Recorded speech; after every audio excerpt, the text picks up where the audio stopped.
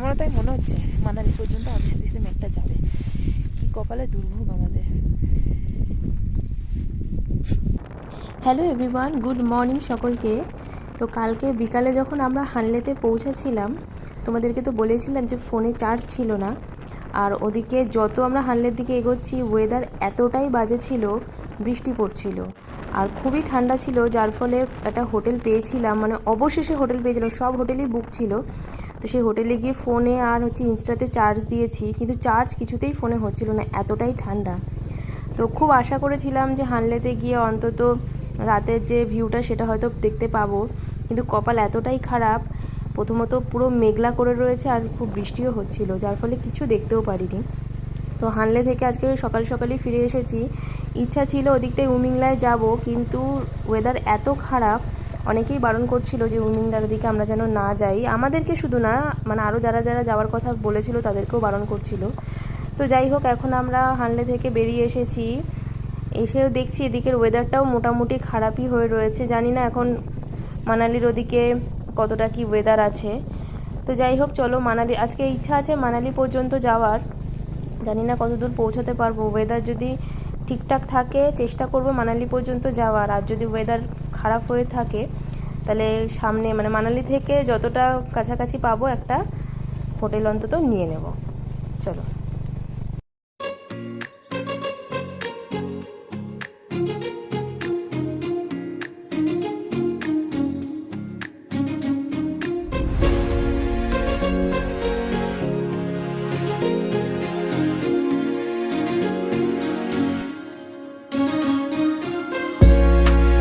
তো কিছু দূর আসার পরেই বাদিকে একটা লেক দেখলাম, যেটা পুরো বরফে জমে রয়েছে। এই লেকটার নামটা ঠিক কি বলতে পারবো না। তোমাদের যদি কারোর জানা থাকে তো প্লিজ কমেন্টসে জানিও এই লেকটার নাম কি। তো পুরো নীল আকাশের মধ্যে সাদা মেঘ, তার উপরে পাহাড়ের ওপরে ছায়া পড়েছে, মানে খুব সুন্দর লাগছে দৃশ্যটা দেখতে। তো দূর থেকে দেখছিলাম ওখানে অনেকে বাইক নিয়ে তারপর গাড়ি নিয়েও গেছে। আমরাও ফার্স্টে ভেবেছিলাম যে যাব, কিন্তু তারপর আবার ভাবলাম যে অনেকটাই তো দূর, আবার ওখান থেকে অতটা ব্যাক করতে হবে। এদিকে আছে ঠিক করেছি আমরা মানালি পর্যন্ত যাব, কিন্তু ওয়েদার মোটামুটি ঠিকই আছে, আবার কোথাও কোথাও একটু মেঘও করছে। যদিও বা মানালি পর্যন্ত পৌঁছাতে না পারি, তো তার আগে কোনো একটা জায়গায় থেকে যাব। তো এখন সামনে একটা হোটেল বা কোনো একটা ধাবা দেখে আগে সকালের খাওয়া দাওয়াটা করে নিই, কারণ সকাল থেকে এখনও সেভাবে কিছুই আমাদের খাওয়া দাওয়া হয়নি।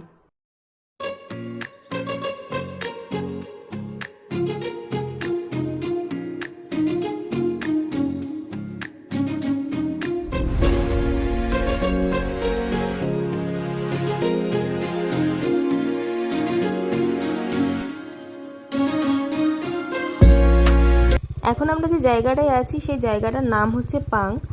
তো জুলাই মাসে মানালিতে খুব ভয়ঙ্কর একটা বন্যা হয়েছিল, যার প্রভাব কিন্তু এই পাঙ্গের দিকেও পড়েছিল। মানে রাস্তাঘাট থেকে শুরু করে ব্রিজ, তারপরে খুব ক্ষতি হয়েছিল এদিককার মানুষেরও। এই ব্রিজটাও কিন্তু ভেঙে গিয়েছিল, আবার নতুন করে ব্রিজটা ঠিক করা হচ্ছে। তো এখনও রাস্তাঘাট কিন্তু মানে খুবই খারাপ অবস্থা এদিকে, মানে খুব ভয়ঙ্করই।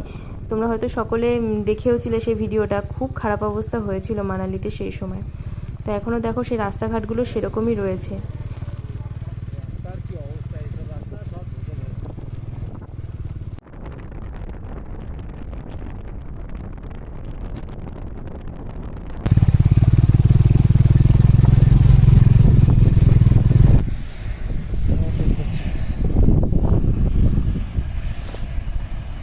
এই পাঙের এইখানে ব্রিজ ছিল, ওটা ভেঙে গেছে। তা ওখান থেকে আবার ব্রিজটা এখন তৈরি করছে আবার নতুন করে। এখান থেকে নিচ থেকে রাস্তায় উঠে আসছে। মানে পাঙের এখানে প্রচণ্ড ক্ষতি হয়ে যায়, একদম রাস্তা ফাস্তা একদম। তোমরা রাস্তার অবস্থা দেখতেই পাচ্ছ, রাস্তার কি অবস্থা। মানে পাং থেকে প্রায় 8-10 কিলোমিটার চলে এসেছি, কিন্তু রাস্তার কোনো ঠিকের ব্যাপার নেই। এখন যাই না এরকম রাস্তা কত দূর পর্যন্ত আসে।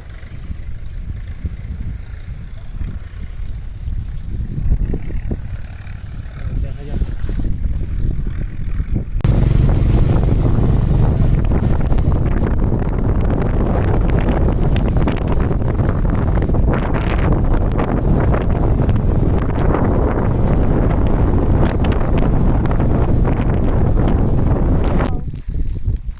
স্নোফল স্নোফল স্নোফল হচ্ছে, ঠান্ডাও পড়েছে সেই, হালকা হালকা স্নোফল হচ্ছে। মেঘটা আমাদের সঙ্গে আসছিল,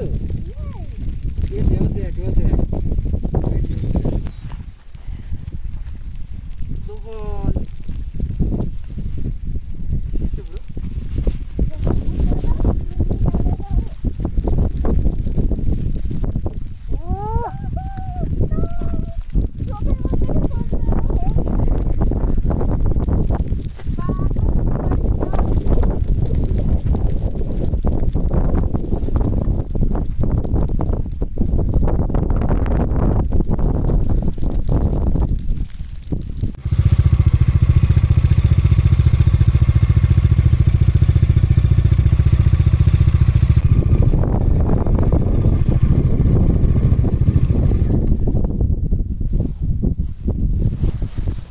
ঝোলটা শুধু দেখো একবার, কুয়াশা মেঘ মেঘ।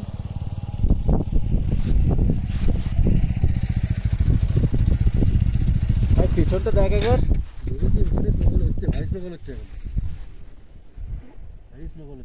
ফেসে যেতাম আমরা, বুঝলি, ফেসে যেতাম। হ্যাঁ না না, হ্যাঁ Tequila.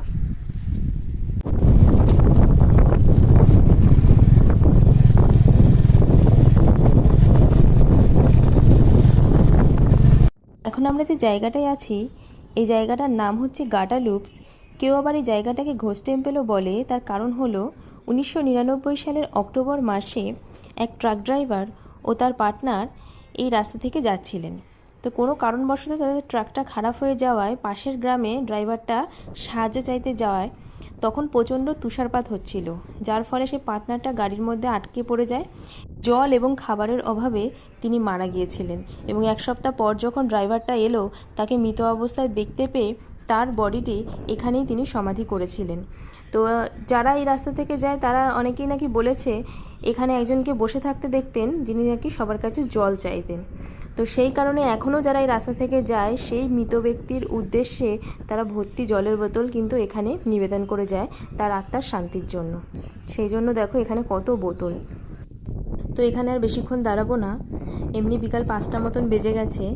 তো প্রথমে তো ভেবেছিলাম আমরা মানালি পর্যন্তই যাব, কিন্তু মানালি পৌঁছাতে পৌঁছাতে অনেকটাই রাত্রির হয়ে যাবে, সেই কারণে আর কোনো রিস্ক নিলাম না।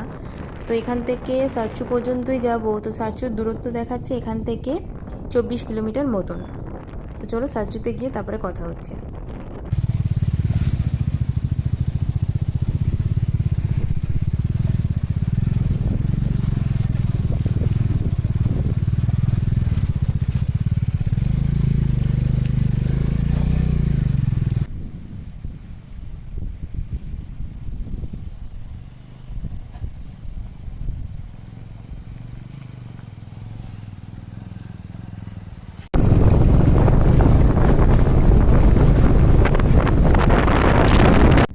থাকার জন্য আমরা কিন্তু খুব সুন্দর একটা জায়গা খুঁজে পেয়েছি। চারিদিকে এরকম সুন্দর পাহাড় আর মাঝখানে এরকম সুন্দর সুন্দর অনেকগুলো টেন্ট আছে। তো আজকে আমরা এই টেন্টেই থাকবো। তো অনেক দিনের ইচ্ছা কিন্তু আজকে আমাদের একটা পূরণ হলো।